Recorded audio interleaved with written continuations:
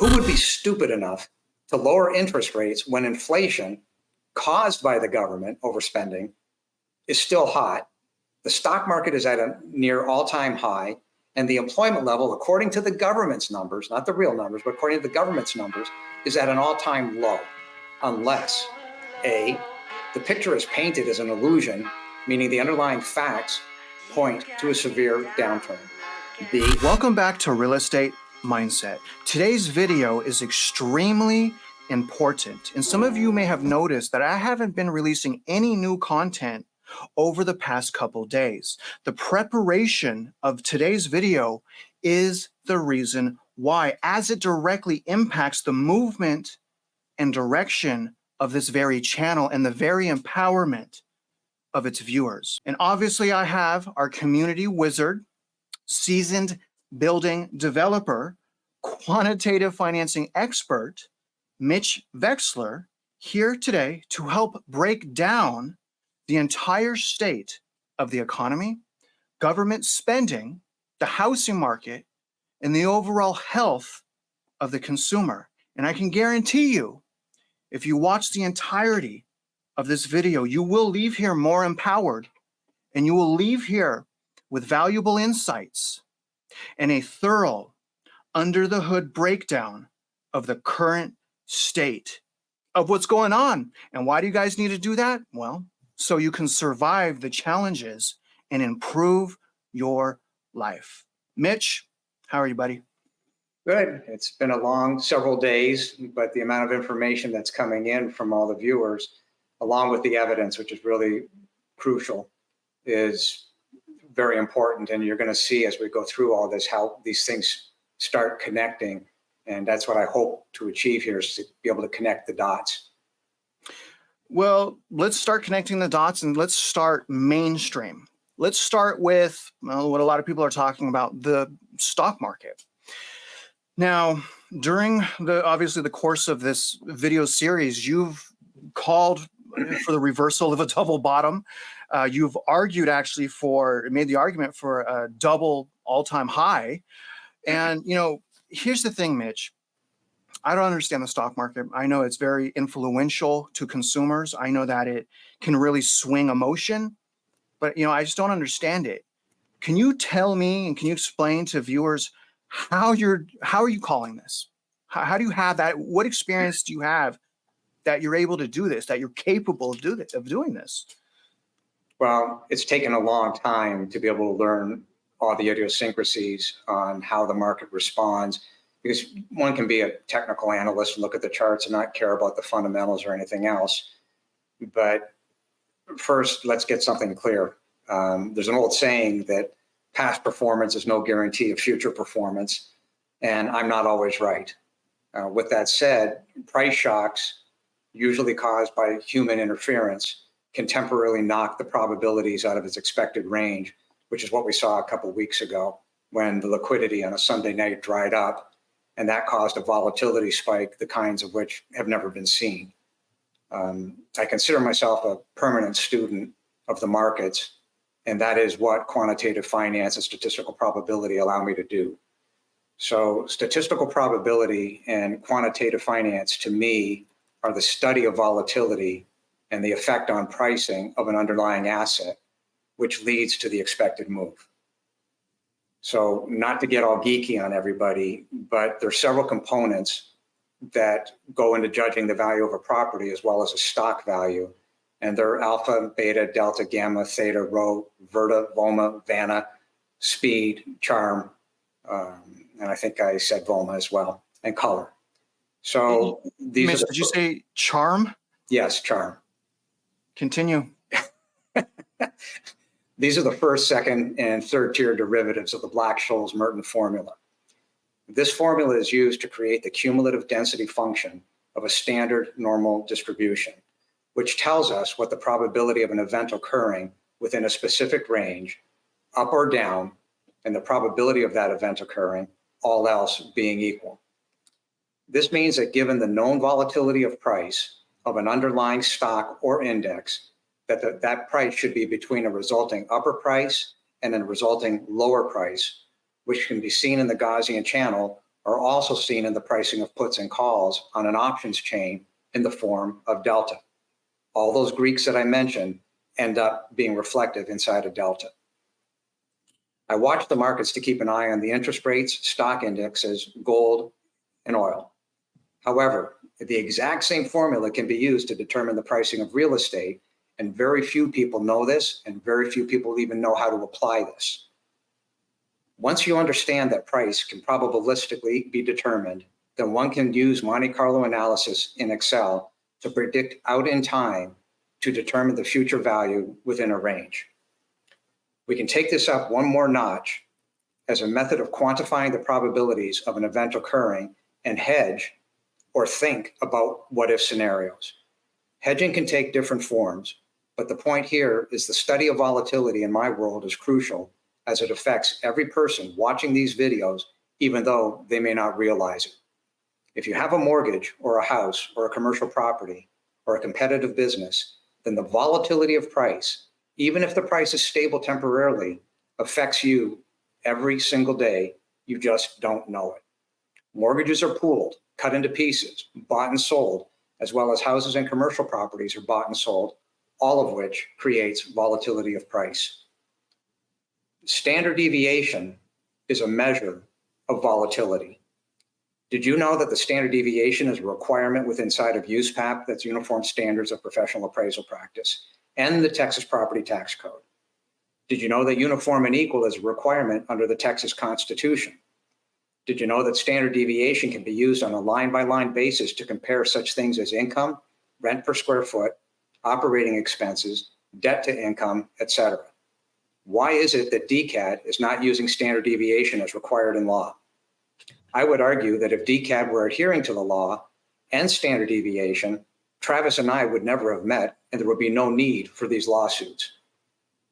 As we have seen through the evidence, the CADs do not adhere to the law or standard deviation because it is their intent to commit fraud and simultaneously violate multiple state and federal laws, all in favor of continuing the cover-up of their prior frauds, and that is the definition of a Ponzi scheme.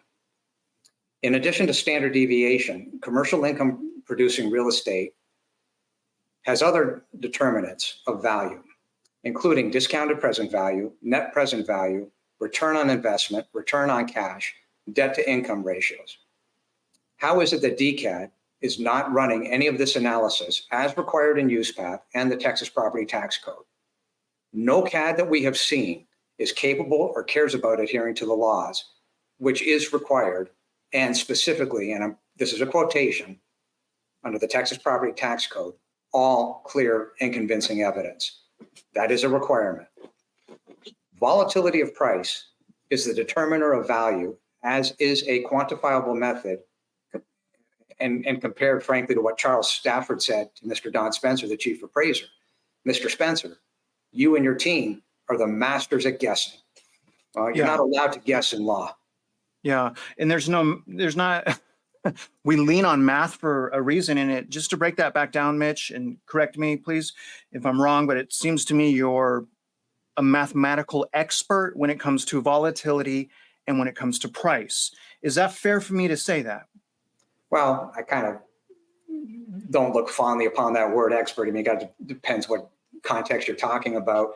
I'm not paid to do this, so I'm doing this because this is something that I know, and in reality, this is something I've been doing since I was a kid. I just couldn't define it at that time, but I understand what's happening here, and I understand what's happening to mom and pop. And more than that, even what I understand is really not even relevant. The question is, what can I prove? And everything I can prove is on that website. They can't get out of this box, and nor can they argue anything that I'm saying. Well, one thing I want to prove, and I hope that's proven during this video, is the catastrophe that is consumer apathy. I want the viewers to understand what apathy is, which is a lack of interest, and how dangerous that is for our civilization and society. And that's a primary reason why the lack of enforcement over existing laws to stop the fraud that's going on. But that brings me to my next question, Mitch, and I want to kind of clear the air here. A lot of people have not understood what you're saying. You know, they're, oh, what do, property taxes, let's get away with property taxes. Where's the money? Anti-government, anti-government. But Mitch, will you please explain to the viewers, and may I ask you, sir, Are you anti-government? No, not at all. I'm in favor of a functioning government that is there for the citizens, not for the growth of the government itself, which by definition is dysfunctional, and which is socialism as seen in Canada, which unfortunately is why I left my home country. I've seen this before. I consider myself an economic conservative, and based on my experience and the evidence we have, I'm doing what I can to help mom and pop. The mandate of safety, health, and welfare of the citizens is necessary to stop chaos in any society, and that should be the functioning maximum role of government. With that said, I am anti-CAD because based on the analysis and the evidence on DCAD, and now in receipt of evidence from other jurisdictions, my conclusion is that the CADs are conspiring not to adhere to USPAP, state property tax codes, state constitutions, and the US Constitution. And if they were adhering to the law, then 80% of the current employees at the CADs would not be necessary. And that's a major point right there. It takes manpower to create a cover-up of fraud, the size of which makes Bernie Madoff look like a piker. Mitch, real quick, just for the viewers, just depending on when they've joined us, you guys, I want you to look at the CAD, which is the Central Appraisal District. That's the tax collector. So when we say CAD or DCAD or whatever, that's your jurisdiction's tax collector. And what Mitch is trying to explain to you is the fact that there's so much apathy and lack of care for consumers to fight these tax collectors, the fraud has gotten to a level where the entire system that we're in is unrepairable. So just wanted to catch everyone up. Mitch, please continue, sir. So the employees at these CADs, we talk about DCAD, or any of the CADs, create subterfuge for what is clearly a Ponzi scheme of immense proportions at the command of the co-conspirators, such as the taxing entities. These CADs are owned by taxing entities like the school districts. You can call it Louisville Independent School District or Denton Independent School District. It doesn't matter. What you're about to learn through these videos, there's multiple school districts doing the exact same thing. This has turned into a Ponzi scheme of biblical proportions. And to that point, just recently, what was brought to our attention are something called the 313 agreements in the Itasca School District, which are promoted by the state comptroller, wherein the school board agreed to backstop the financing and construction of solar fields. Well, the return of investment and return on investment are murky at best, and there appears to be no notes reflecting the same on the school's budget, and also there appears to be no cost-benefit analysis. So if that doesn't get your attention, then the stated debt principal in 2004 and 2025 proposed budget of 8.25 million is down from 9.6 million. Where did over $1 million come from? There's no information, no footnotes as to how this could happen unless the district received windfall money from excessive taxes, which proves overvaluation and overtaxation at the hands of the CAD. And that is not yet reported in the budget. Well, now the question becomes why? If this is the case, then the district might be attempting to put themselves in a position not to receive less state matching funds because they intend to receive more money from the federal government in addition to the solar farm taxes and hide the fact from the federal government. This is pretty serious. Could it be that the school district is hiding the fact that they've received a great deal of money from the fraudulently overvalued and increased taxes collected in 2024 and have not accounted for that in the proposed budget of the 2024 and 2025? And the net result would be creating a fraud, not just on the citizens, but on the federal government. Mitch, real quick, let me catch up some of the viewers. What Mitch is talking about right now is basically the CAD, the tax collector, one of their biggest takers of our tax money, if you will, is the school districts, actually by far. But they're also in charge of other municipalities. And essentially what has happened, guys, is again, the lack of enforcement, the lack of transparency, and the apathy of the consumer. And what Mitch is going over right now are these solar contracts called 313 agreements. That's why I flashed this on the screen right here to show you guys it's a statewide problem. This is in New York. They're basically making agreements with these 313 contracts with solar companies that have failing business. So the school districts are using your money and my money to pay 3 times the amount that the market amount to these solar companies. And Mitch, I apologize for interrupting you, brother. Please continue. No, it's all good. It's all good. I'd point out to the people who are co-conspirators in this, even though you may or may not know what you're doing, I'd like to point out Title 18 U.S. Code, Section 1512C, 1 and 2. Whoever corruptly alters, destroys, conceals, or obstructs, influence, impedes, with intent to impair the object's integrity or availability for use in an official proceeding, which is what the school district board has done, apparently, shall be fined under this title or imprisoned not more than 20 years or both. The point I am making here is that being on the board and signing an oath means something extremely important, and simply stating we didn't know will be of no value to you in front of a judge. Mitch, really important to cover what you just said. One thing for the viewers, how do you change that? How do you put more things on record that you as a consumer are notifying your tax collectors and appraisal districts? You have to fight. You have to notify them just like Mitch has done. He's notified them, hey, you guys are breaking the law. There's no math here. The more and more you guys do that in your own jurisdictions in regard to your own property, the more promptly this will change. Mitch, I apologize, sir. Continue. No, it's good. So the Itasca School District should be quickly investigated and probably be placed into involuntary bankruptcy and or conservatorship to unwind the mess. The Itasca School District case is one more piece of an ever-growing list of evidence that people are sending in because they know that their properties are overvalued and property taxes are being stolen. The evidence on the Itasca school case can be found on a newly created website that was just launched last night, and it's called www.commonsenselaw.org. In addition to the Itasca School District, we also have the case of the Tarrant Appraisal District meeting last week, as reported by Emily Wolf, which we discussed on a prior video, where many of the Tarrant School County districts showed up at that meeting demanding that the appraisal district keep raising the property taxes year after year, even though the Tarrant Appraisal District had met the prior week in an attempt to freeze the values. Or they, the schools, will be broke, which proves that A, the schools are financially bankrupt today, B, morally bankrupt because it was made clear in the Tarrant Appraisal District meeting that the children are secondary in thought, and the main emphasis is the school district's pocketbooks. It's interesting to point out how 2 different school districts in 2 different regions of the state of Texas, not including the Denton Central Appraisal District, have the exact same requirement to keep raising property taxes to cover off the annual shortfall. But Mitch, I want the viewers to really, really understand. This is just what Mitch is working on with his soul, right? This is where his efforts are, his actions are.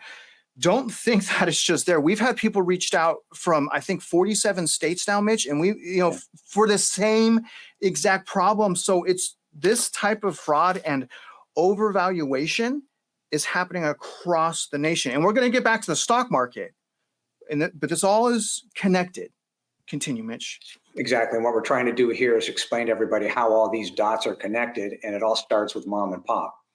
So if the property taxes, just for the sake of conversation, never mind what I'm doing or anybody else is doing, let's just say the market causes a 15% drop in the value of those property taxes. Do you understand? And where exactly is that money going to come from to pay off that shortfall? And the answer is it isn't, because we've already proven that 37% of the households can't afford the roof over their head and they're in harm's way of bankruptcy. So to this point, which is also pretty interesting, on Saturday, I received a call from a very nice person who happens to be a trustee on a school board in Frisco. Frisco is actually, part of Frisco is in Denton Central Appraisal District's jurisdiction. I explained an event to this person that we have documented on the Mockingbird Properties /DCAD website. And the response from that person was, well, that just can't be. This person's concern was that the board was not turning over the financial documents that this person had sought. In our discussion, this person had locked onto the fact that one or a few of the school district board members had met with the chief appraiser to deliver the budget numbers from which the chief appraiser totals them up and then backs into the property values by literally having predetermined budgets handed to him from the school districts. This person clearly didn't understand what is happening, and I suggested that a deep dive to connect the dots would be appropriate for any person whose head is buried in the sand, because this problem affects 144 million homeowners in the United States alone. I then explained that if the taxing entities were not colluding with the CADs, then how could all the evidence on the Mockingbird site exist? And the evidence includes DCADs and its own employees' testimony and tax roll certifications. We didn't make any of this up. These are their documents. They don't have anywhere to go. What are they going to do? Deny the evidence? It's their damn documents. And that was the point. But Mitch, it's more, I've personally heard the audio. They're not even denying this. I heard the chief appraiser state on record through recorded testimony that they removed 60,000 comparable properties, that they put it in Excel, they manipulated that data, and then they put it back into the system. And he congratulated his staff for doing that. And he stated that doing that was a business decision, which that it's just there's multiple combinations. The protection for the taxpayer is not there. Okay. But there's also, again, the apathy, the lack of care. So again, I really hope the viewers that are making it this far in this journey, when the time comes, and it's coming shortly, the tax season's about to start next year, I hope you guys step up. I hope you step up, because we all need you to, because of the apathy, guys. Mitch, please continue, sir. And we're gonna get back to the stock market. Like I said, guys, we're gonna talk about the 1920s. This is really important stuff. So, and coming back to your point, Travis, on those two facts alone, where Don Spencer stood up and said we manipulated 60,000 properties in Excel and put them back, plus Charles Stafford's own statement, which is, Mr. Spencer, you and your team are the masters at guessing. On those 2 points alone, DCAD belongs in a criminal investigation immediately, because they can't get away from it. It's their own testimony. And by the way, that testimony in both instances is under threat of perjury. So just to show you how twisted the position of the school districts at these appraisal board meetings is, by not arguing to lower or eliminate property taxes as a result of the corruption, they are literally arguing against their friends, family, and themselves. Eliminating property taxes in favor of a sales tax is the only quantifiable solution, not more dysfunctional, mob acting like government, i.e. RICO, to manufacture and then cover up more crimes against the citizens. Speaking of citizens, let's go back and let's look at the 1920s. There are a lot of people that are confused, Mitch, for understandable reasons. Data manipulation. Why is the government and the census manipulating data? Control over the narrative to keep the fraud going, because at this point, I hope you guys as the viewers understand we would be in recession. We would be in a depression if it was not for not just government and Fed intervention. Y'all, it is the fraud that is holding everything together. There's literally too much money in the system, and the only way to release some of that money and to keep this going is the fraud. And so if you can, Mitch, from even a consumer standpoint, GDP, are we repeating the 1920s? Does this situation have the potential to be worse because the intervention has been greater? On one hand, the intervention has been greater. On the other hand, one could make the argument that the regulations have been completely ignored, causing this problem. So over the years, I've been tracking this, and I got my own little hit list, but there are similarities to the 1920s. So they would be wage and wealth disparity. We have that. Energy consumption is low.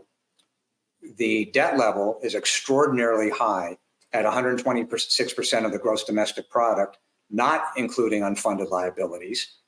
And the unsafe level is considered 90% above gross domestic product. In the 1930s, the US and much of the world were in a Great Depression with interest rates near zero. and defaulting debt and failing banks were the norm. Okay, and we're about to learn something about what the Fed is up to. After the war, what got people working was the abundant supply of fossil fuels that was used to create debt-based demand to pull the economy forward. Infrastructure jobs were created as part of the necessity to improve the gross domestic product. The stock market collapsed on October 29th, 1929. The speculative bubble was fueled by low short-term interest rates. Okay? Hold that thought for a minute. Now, what's identical? The economy becomes very fragile when growth in the energy sector is low compared to the growth of the world's population. The debt can't be managed without growth. Weak banks will default and close. Price drops in homes, farms, and other assets has a very high probability. Debt defaults are very likely to occur as a result of asset prices dropping. Governments defaulting on their loans and pension plans going bankrupt, also a high probability. So based on these two issues, what was and what is, we certainly have a situation that looks very, very close to me. You be the judge. I'd like to add that there is somewhat of a fix, meaning there will be pain, but it doesn't have to turn out to a full depression with 25% plus unemployment. It takes serious people to understand the depth of the problem and then tell the truth about the plan to correct course to minimize the damage. This is exactly why voting matters and exactly why people cannot bury their head in the sand. You cannot be apathetic. This is all hands on deck. We have the energy resources within our shores. We have the knowledge within our shores. We have the people, mom and pop, which is the economic engine within our shores. So ensuring that they have their own assets under their feet and they own those assets by eliminating property taxes will go a long way towards minimizing the economic damage. President Trump is more aligned with the above than any other party. However, it is crucial that people not pay rent on their land because they need the ability to build their wealth, and that is the largest asset for most people. Mitch, let me ask you this, okay? Going back to the stock market, and I want to ask you about demand being pulled forward, the demand being pulled forward each time the Fed intervenes, and that demand is not just consumers, that demand is also Wall Street. We saw that 2013 on. So demand is being pulled forward unnaturally by the Federal Reserve. And it's being maintained by straight up fraud. I should care as a consumer because this is affecting my life. My life has evolved, if you will, into a debt enslavement. It has affected my children's education, my own happiness, my own ability to thrive. And essentially, I'm paying for other people's fraud. The actual tax, the premise of the tax is not even going to help the people, the very people that we were told it was going to help. We see that with the MBS. And so, have we hit that double top yet? Tell us a little bit more about the house, not about the house market yet, but tell us a little bit more about the stock market and how are you playing the stock market yourself, Mitch? Well, per se, I don't play the stock market. What I would be doing is when we see a true double top where the market starts backing up, and you'll see things like the housing market itself. Like if you look at the stocks of D.R. Horton or Lennar, they're pretty close to all-time highs, if not at all-time highs. So this isn't the time to go short. The time to go short is when you see a double top and the market is already headed short. So what you're beginning to see, and I hope we're trying to get through to everybody, is that the dots are all connected. Well, when you have these housing companies that own their own appraisers, as you saw in Jeremy Bago's video that Travis did, you see that there's problems with these appraisals. When you look at the CADs, there's problems with the appraisals, and for different reasons. But the problem is there are problems. And you could say, well, there's not enough regulation. Yeah, this statement would be true, but here's the underlying point. Nobody seems to give a damn about the current regulation, so adding more isn't going to change what's happening here. And the Fed, in reality, although it sounded good on paper when it was created, was really created to backstop the Rothschilds banks. It had nothing to do with anything else. And the Fed to this day doesn't really care about Main Street, mom and pop. They're still there for the exact same reason, which was to stop a bank run But the problem is you have now 5,800 some odd banks in the United States. When the stock market collapsed last time, give or take, there was about 200. Okay. The government isn't big enough to backstop these banks. The Federal Reserve isn't big enough to backstop these banks. And as I've said, they haven't been on the right side of a decision since the day they were created. So yeah, they're there to backstop the banks, but that doesn't help mom and pop. Now you can make the argument if the banks go broke, then that's hurting mom and pop. Absolutely. But the reality is the United States should have today probably less than 500 banks. And when you get in under the hood and you look at the shadow banks and you look at the hyper creation of credit, this is all bad. And this stuff cannot be unwound. It's a spaghetti bowl. It would take Lord knows how many forensic accountants to pull this stuff apart. And therein lies the problem. It's all being hidden. And if you're built on a fraud, mom and pop are going to get hit. Not just in the value of their houses, they're going to get hit in the pensions. So this is bad, and it needs to be unwound slowly and properly with thought in order to stop maximum damage. This isn't about not being damaged. This is about stopping maximum damage. Let's talk about something you had mentioned, and I want to segue into the cause and effect of that. You said something, and I like this. You're the first person I heard really pinpoint this hyper creation of credit, right? These shadow banks, these banks don't really have their own money. They're using someone else's money. They're cutting the asset, slicing the asset up. It's a really, really bad thing. But what I want people to understand is because of many reasons, corruption is a huge one. As soon as things are corrupted, we pay as society. We need the people at the top, and we need the elites, the elected officials, not to be corrupt. That's it. That's all. I don't care anymore, Mitch, Republican, Democrat. I just want someone that is going to decide to care about the people before the elites' profit margins. I didn't realize that was so much, though, Mitch. That has been, it's too much to ask for. It's so bad now. My children are paying for it. And this is what it looks like. Mitch is mathematically, again, he's a wizard and mathematically put that formula into the overvaluation of houses. Look at this, guys. And I just want to break this down real quick. Mitch has done an example of an appraisal district. This is Denton, okay? The population is about 1 million people. And I'm just going to go straight to the average median home value in that county. So the average median home value in that county is $514,000, okay? Which, based on all its calculations, median household income, mortgage payment, property taxes, homeowners insurance, bringing it to a total monthly housing payment, that puts the average home owner at a 48.62% debt to income ratio. And that's a front end debt to income ratio. That means this is not including credit, car payments. It's not including taxes being taken out. This is a gross income calculation. Now, when you go down and you talk about the qualified mortgage law and guidelines stating the front end ratio, I'm not talking back, I'm talking front end ratio, where it's a measurement of gross income into your mortgage payment. No debt included. That is the front end. The back end is with debt included, like credit cards and cars. The maximum, according to the guidelines, according to the reason why they sold us as Americans to bail out the banks during the great financial crisis and in 2012 during Operation Twist, they said we're safe as consumers and this problem will never happen again, yet it has happened again. It's just more clever.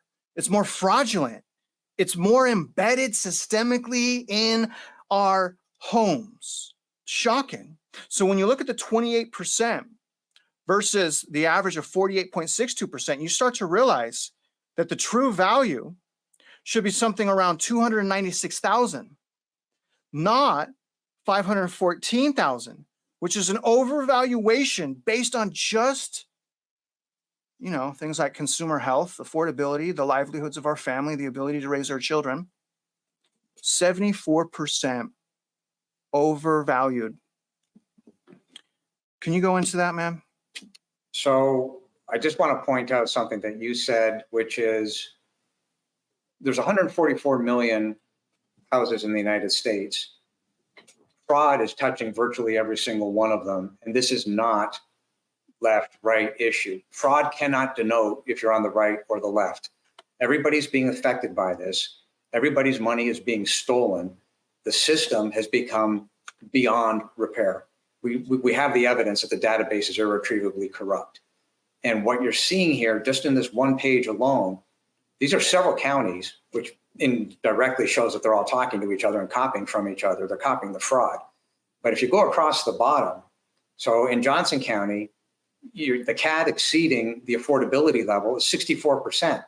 Then go across 74%, 63%, 38%, 104% in Travis, 67% in Tarrant. This literally shows that this is a cancer that has truly metastasized across the United States. And I handed you a list before of all the areas that are now coming into us saying, we've got this problem, we've got this problem.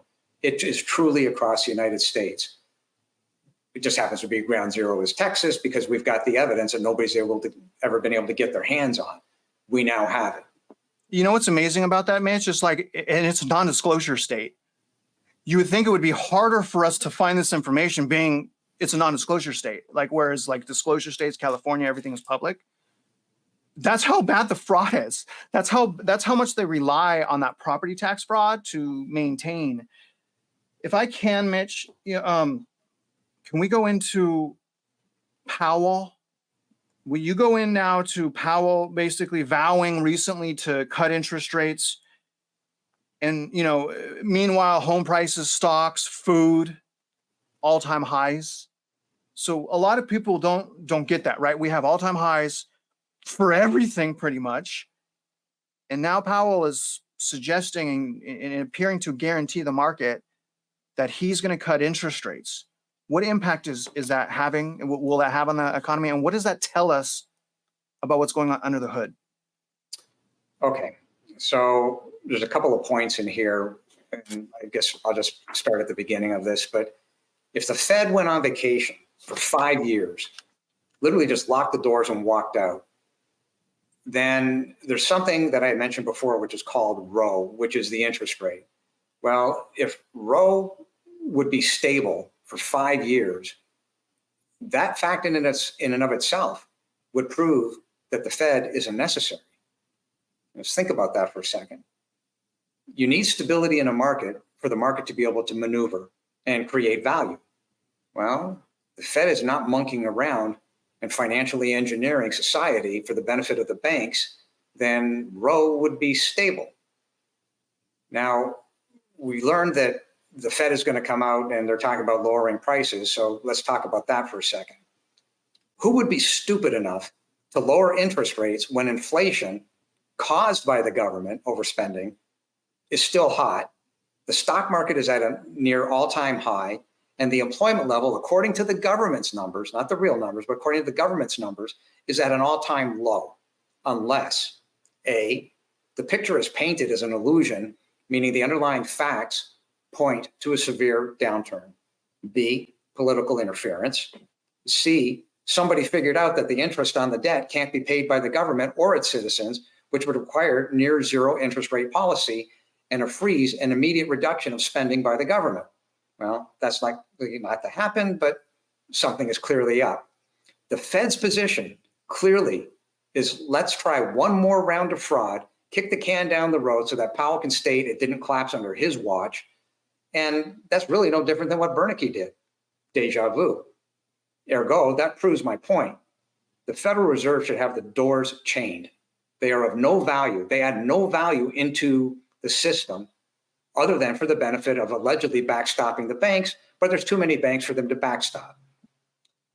So if near zero interest rate is a requirement, then for what purpose does the Federal Reserve exist on interest rate policy? Without the exception, since the day it was created in 1935, being a scam designed to backstop the banks because the banks were creating highly leveraged credit. So my question is, how's that working out for you? Well, I could tell you how it worked out for me when I was part of that problem, Mitch.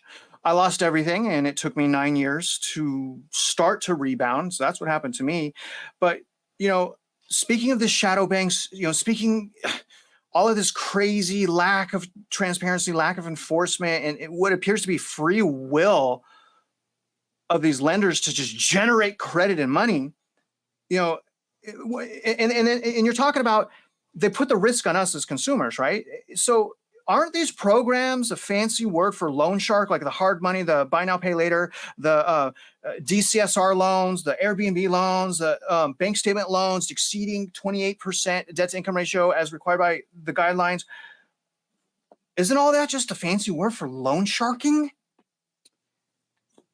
Yes, and there's lots of problems inside of that. But when you make people desperate, they do desperate things. And it's a combination of lack of education, because in reality, if you can't make the payment today, what makes you think you can make that payment in 6 months or 12 months from now? So the hard money lenders are nothing more than a fancy title. So if you're a short-term hard money lender and you're loaning money at 18, 24, 30%, you are loan sharking. Loan sharking falls under the definition of RICO. And I have no sympathy for those people who are doing that. And frankly, most of them belong in jail, because they prey upon people who don't have the education to understand that if I can't make it today, what are the probabilities of me being able to make that payment in 6 months or a year from now? So do not fall for any of this nonsense. Well, it's just a temporary loan, we'll help you out. Because the reality is you're handing the keys to your house to a loan shark. You may not realize it, but that's the reality. You're better off going to the bank and saying, I've got a problem, I need to rewrite the mortgage, I need to extend the mortgage. Deal with somebody who's legitimate, not somebody who's got a sole interest in taking your property. And you would be put in this position in reality because the taxes have gone up, they claim the values have gone up, you can't afford it based on the fraud. So it all comes back at the tail end of the day, again, connecting the dots to the CADs that are creating the fraud on behalf of the taxing entities. So, and speaking of people trying to take your property, Mitch, can you explain to the viewers why the market, the media, Goldman Sachs has suggested that the housing market, that real estate has hit its bottom? Why would they be saying that? Because obviously we'll have to acknowledge, it confuses people. It confuses people, especially, Mitch, in tight markets. And those tight markets where they don't see what we see here in Texas, and then with that coupled with mainstream media suggesting that we're wrong, they're right. Can you explain that? Yeah, so that question came about as a direct result of a viewer seeing something in Zero Hedge where Goldman Sachs said the real estate market has bottomed. And I'm going to answer that question with a series of questions. Why has the birth rate in the United States declined since 2009? Could it be as a direct result of government policies to the financial crisis, 2008, 2009? The policies favored capital and those who already owned assets at the expense of everyone who did not have assets or were too young to buy a house. Could it be that the cost of hospitalization has gone up 99% since 2008? Could it be that the people recognize that there's problems in the pensions and that those pensions may be insolvent? In the last 4 years across Texas and many other states, as a result of the CADs committing fraud by ignoring USPAP and increasing the values of homes by 100%, that's 4 years up 100% plus.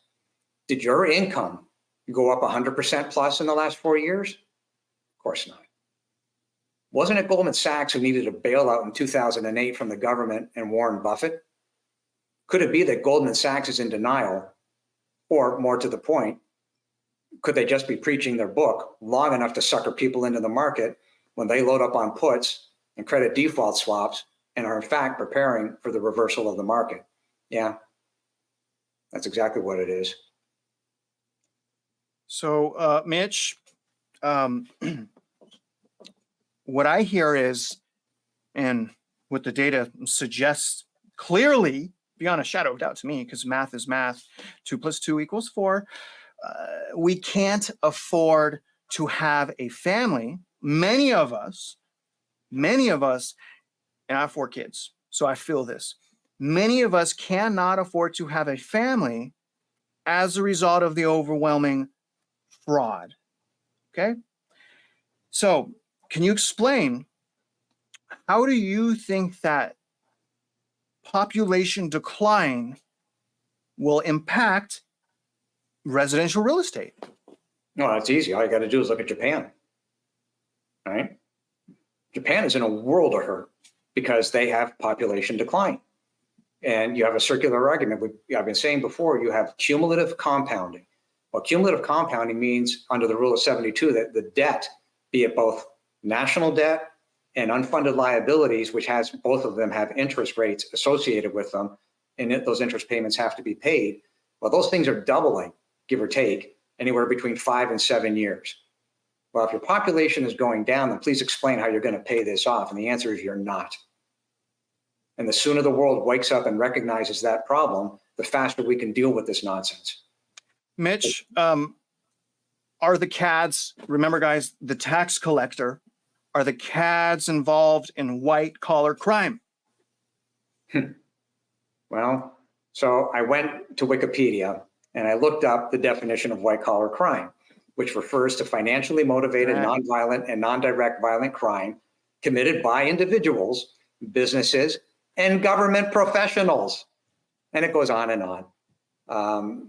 But the bottom line is, yeah, by definition, that is what it is. But more important to the point, under federal law, I want to read something. A reviewing court shall hold unlawful and set aside agency action, findings and conclusions found to be arbitrary, capricious, and abuse of discretion, or otherwise not in accordance with law. That's USC 706-2A. You know who actually put that to a Supreme Court brief in December of 2023? Ken Paxton, Attorney General, State of Texas. That's federal law. He's quoting the federal law back to the Supreme Court. Well, if it's good for the goose, it's good for the gander. That's my first comment. Second comment is, if the shoe were on the other foot, you have to look at it through those eyes, your honors. And the reality is, clearly, DCADs and all the CADs actions are arbitrary, capricious, and abuse of discretion, and not in accordance with the law because they violated USPAP, they violated the Texas Property Tax Code, they violated the Texas Constitution, and therefore, they also violated the Constitution of the United States of America under the 5th, 14th, 16th, and yeah, even the First Amendment when they're trying to stop people from talking at these ARB hearings. This whole thing is about connecting the dots. We now have the dots connected. You know, Mitch, there's, having said all of that, the fraud that is very clear for you and I to see, they're still doing it. Absolutely. They're still doing it. And arguably it's getting much worse. And so a lot of people feel and ask themselves, and I've even done this myself. I'm not saying recently, but I've done this myself. I get insecure. I feel sometimes like I can't win. All of society, the system, the economy, the housing market is all out to get me, nowhere to run, blah, blah, blah, blah, blah. People will ask themselves, Mitch, and say they're just one person. What can they do to change things? How can you help them put money back in their pocket? Okay. So I want to point out that Leslie, my accountant, our mole, you, Travis, JD at Keller Williams, and Mr. Lyons in Florida, and Mr. Mashburn, myself, and those who are writing and sending us emails and evidence from across the United States are individually just one person. It's one person getting off their butt and putting pen to paper and coming up with a solution that suits their circumstances. When you add all the actions of just those one persons, the result is what you see in these videos, and that is designed to inform. And once informed, then designed to arm you with a method to put the money back into your pocket and into the pocket of your family and the real estate taxpayers, and allow them to own their financial destiny by owning the land beneath their asset and by eliminating the property taxes. Again, connecting the dots. So in a mathematical formula, which I just put together, it says education equals information equals ability to protest and file suit where necessary. And that's what we're doing. Education, information, ability to protest. Following through on what you're learning and putting it into action means don't be apathetic and think that someone else will run the ball for you. I can't. I mean, the best I can do is show you our evidence, show you how it's set up, show you how it's structured, but you're going to have to pick up the ball with the information we're giving you and run it for your own property. There's 144 million homes, and every single property owner should watch this series of videos and see the evidence for themselves on the mockingbirdproperties.com/DCAD website to understand the problem, and after which time those property owners will know more than the appraisal districts themselves. In addition, what you can do is forward these videos to as many people as you can and ask those people to do the same. Forward it out, get people moving, get them to understand what is happening beneath their feet, and frankly, annoy the hell out of them when you say, listen, you don't own the land under your feet. You're paying a tax on something you don't own. And if you don't pay the tax, they're going to take it from you, which proves the point. You don't own it. And that's why this is so important. Mitch, and this is especially clear in Texas where we have outrageous property taxes. But I mean, it's clear to me, depending on the type of ownership, right, that especially where we live, that being a homeowner, you're just a glorified renter. And not only are you a glorified renter because you don't own the land, they will take it from you. There are people getting second jobs just to afford the property tax increase as a result of these districts backing into the value. And this is a nationwide corruption and fraud problem. All right. Having said all that, you're a renter of a property, even if you have ownership. I'm a realtor. Okay. I'm around realtors I've been around a lot of realtors, Mitch. I would even say I have a bias. Maybe it's tough love. I want to teach realtors how to be better pillars of their community. That's really important, I feel like. I'm just going to straight up ask you, man, are realtors committing fraud? Are realtors involved in fraud? Straight up, highly likely, but it's by inducement, not necessarily by intent. So I did a video for KW, and they've got 84,000 realtors across Canada and the United States. And something that came out of there as I was in the car thinking about it on the way back is that realtors across the nation are being sucked into the middle of a scam created by the CADs. And we know this because Jeremy Bagot, in the video that you did with him, pointed out in his video that Fannie, Freddie, HUD are commanding that the fraud be done in order to hit the target of the appraised value, or the appraisal will be fired or never get another job.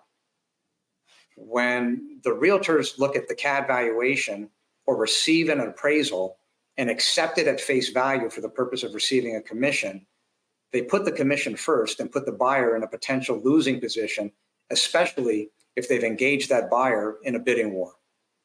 True value is established with a willing buyer and willing seller, neither under duress and based on a cash settled amount.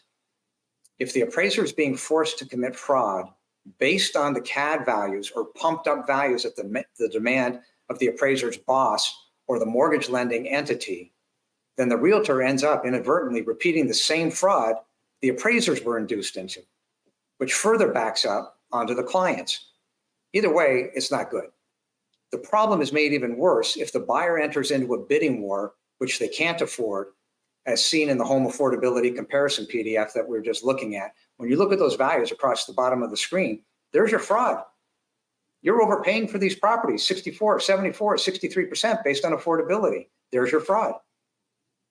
The beauty is we didn't make the numbers. We just created the format. Honestly, Mitch, I would ask you, why is the CAD, and remember to the viewers, the tax collector, CAD tax collector, why is the tax collector doing this? But we already know that, Mitch. I mean, we've already knocked that out. I feel like we've knocked it out of the park. Like, okay, why, right? And then why manipulate data? Control. They need control, and the system is relying, again, I think I've said this already, but is relying on the consumer to maintain apathy. And why, man? Why? You know, it's messed up. But I want you to go into this. for the people that are confused, maybe there are people that live in a smaller appraisal district, okay? Maybe there are people that are hearing this, but they're saying to themselves, maybe in a tight market, Mitch, and they're saying to themselves, this is not going to impact me. Texas is a different beast. Denton County has a much bigger issue. What do you tell those people that tell themselves it doesn't impact them? It does impact them. If you're a billionaire, it will impact you. If you're a person who owns a $200,000 house, it does impact you. So the idea that this isn't going to touch anybody is complete nonsense. And the reason why is if you're a billionaire and 40 or 50% of your staff shows up one day and says, I can't afford to live in my house, give me more money. Well, congratulations, Mr. Billionaire. You now will start feeling the heat, right? You've got employees, you're going to have this problem. If you're a $200,000, $300,000, $400,000, $1 million homeowner, clearly right now today, you've got this problem and this isn't going away. So the idea of why are the CADs doing this? Well, in truth, they need to, just like you saw with the Turn Appraisal District when the school showed up. School showed up because it said, if you don't continue to raise, not freeze, raise the property values, we will go bankrupt. Point being, you're already bankrupt.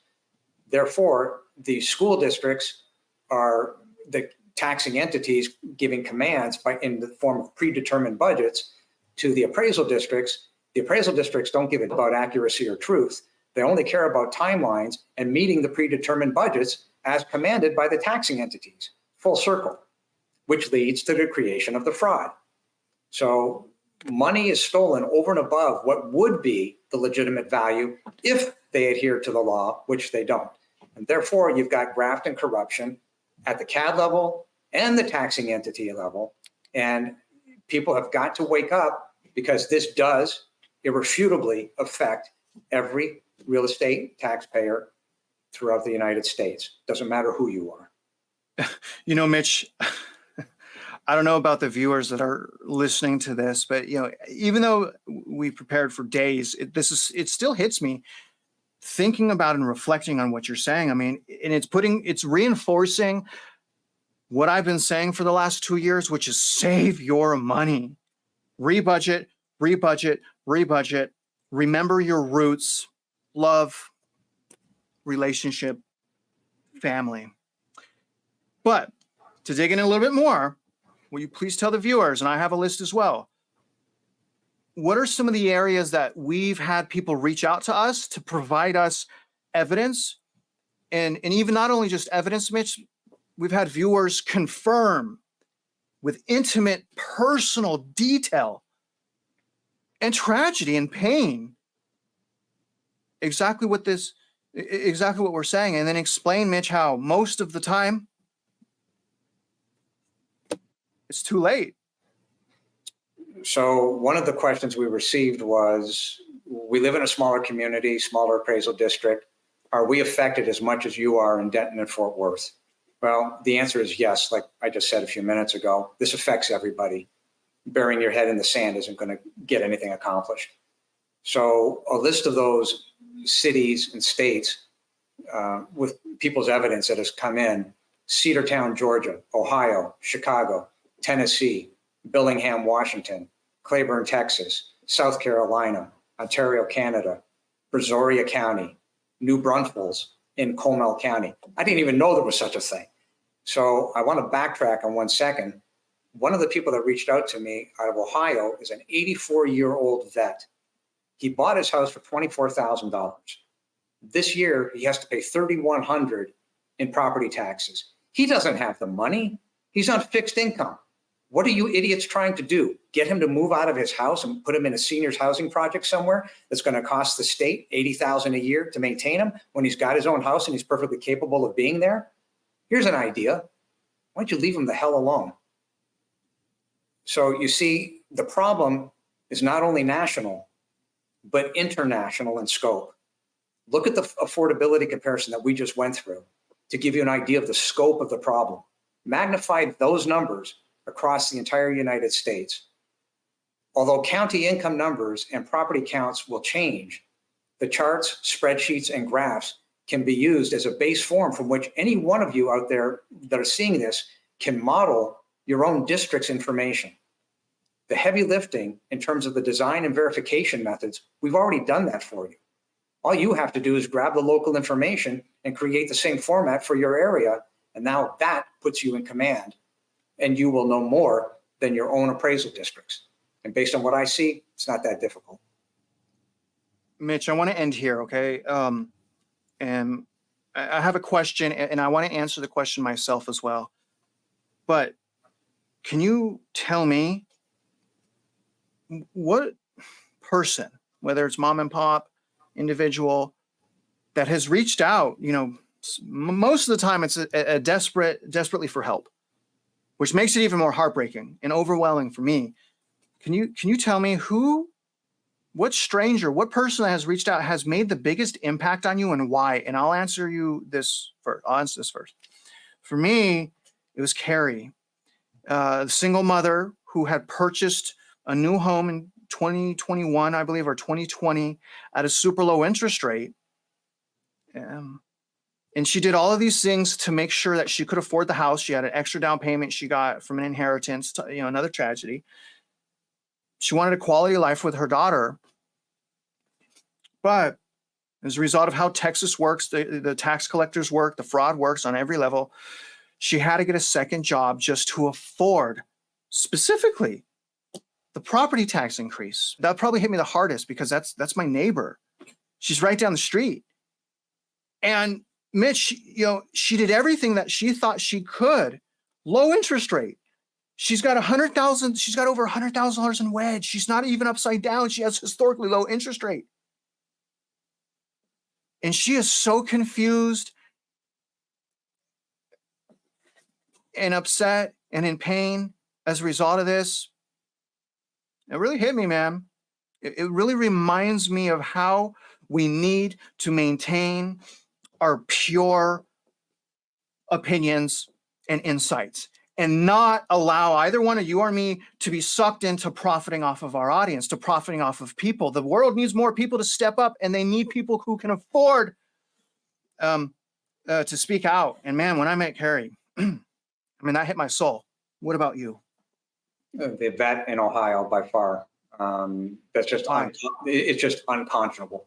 The idea that that's in the United States of America, no, under no circumstance should that happen. That's not acceptable. And the reality is that you have a choice. You can be apathetic and do nothing and think somebody else is going to pick up the ball for you. But that isn't going to get you anywhere because you can't fight, and they're depending on that. Yet when you have knowledge, you can fight. When it's clear of what your comparisons are and you know how to deal with those comparisons, and you walk in there and say, these are my comps, you do not have the right to choose the comps. The taxpayer does, not the CAD. And people don't even understand that. So the CAD can say, well, we have these comps and this is our argument. But when you put forth the real comparisons, according to the USPAT, that is the ultimate argument, because that is all clear and convincing evidence, not we pulled a comp from 35 miles away. So I want to make a point here that years ago, I had a couple of tenants that were in the healthcare business. So they own gyms. And do you know that 2 days after New Year's was their busiest day? People would walk in and start signing up all these quarterly, annually contracts. Well, that particular business knew damn well that those people would stop showing up within 15 days. So therefore, they collect the money, they depend on the apathy of the public, and then they never have to pay it back. Well, that's exactly what the CADs are doing. They're depending on the fact that the majority of the public doesn't have a clue what's going on here, and that's how they're getting away with what they're getting away with. If you simply walked in and said, okay, we're going to protest everything in sight from this point forward, and let's say that 80% of the population stands up and says, we're going to protest this as long as it takes. Well, congratulations, because that means you just broke the CAD. They don't have the money or the people, the manpower to do that. So the power to fix this is truly there, and there's different methods to do it. One of which is obviously the constitutional suit. The other one of which is one we talked about a couple of videos ago, how to break the CADs. Do it. Stand up and be accountable for the property below your feet. And if you don't, the truth of the matter is you're dooming all of us to being economic slaves. This is all hands on deck. We have something. This is the first time in history where all this information has been put together in one place for everybody to look at. And to this day, nobody has been able to find anything wrong with anything we've put out there. Nothing. And that tells you something. Yeah, it does tell me something. And I want to tell the public something. And I want to tell the public and even the viewers, they can actually depend on us to lead by example. And one of the things I want to tell them, Mitch, is what I've been talking to you about. Mitch has motivated me. I mean, I've switched the direction with the way I'm deciding to empower the viewers. I was going to make a real estate school, warning about the red flags of purchasing. And what I've decided to do, you guys, is essentially we have 4 months to prepare you to fight the central appraisal districts. And so what I'm going to do personally, as someone that appreciates you, the viewer, and that really wants you to be empowered, I want to grow with you. Imagine that. Imagine a world where the elites and the people that we vote for want to grow with us, not off of us. I'm making you guys courses. And we're going to start from the very beginning.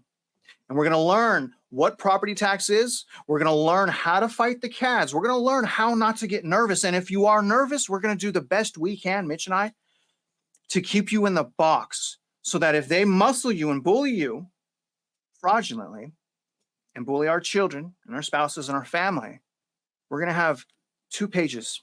1, your comps. 2, what to say legally to shut them down. And what I want you to do is record everything. Mitch, any last words, brother? That's pretty well it. There's a lot to be done, but we have the path. And I just want to reiterate that I'm not in this for any money. I'm not getting paid for this. Nobody on my team is getting paid for this. This is strictly what we're doing to help mom and pop. And the truth of the matter is we are mom and pop. We're no different than everybody else out there. And that has got to resonate with you to help you get off your butt. For those that are just simply apathetic or say, well, I can't do it, I don't understand it. With a little bit of luck, Travis and I are going to work, and this is a big chore for us to figure this out, but we're going to work with the idea of trying to get you empowered, a couple pieces of paper that should get the job done, and we're working on it. That's right. You good, because the thing is, guys, you got to ask yourself, how would you have the highest probability to help everyone despite their experience level? But the thing is, Mitch, is what I have found is almost every single person has a lack of experience level. So we're really just starting at step 1. So it actually does, it's fairly easy, because I'm going to start again. I'm going to start at the very beginning. People can watch these courses at their own will. I will be starting that this week. I'm very excited. It is my thank you to you, the viewers, who have allowed me the ability to walk away from greed and corruption. You guys have allowed me to do that. And I thank you for that. And Mitch, I'm going to get out of here, brother. Really, always, sir, absolute pleasure. I appreciate you spending the time with us. And hopefully I'll get this out tonight. If I do, happy Tuesday evening to you guys. We should be back in full swing after this video. Again, this was just very important. Hopefully it wasn't too boring. Hopefully, you guys are going to understand. Follow the links, guys. Follow the math. It's in the description. Follow the petitions. Take what we're saying seriously. Leave apathy at the door. And other than that, guys, I'm going to get you guys out of here. If you're out there investing in real estate, you guys already know we wish you luck, and we really hope you win.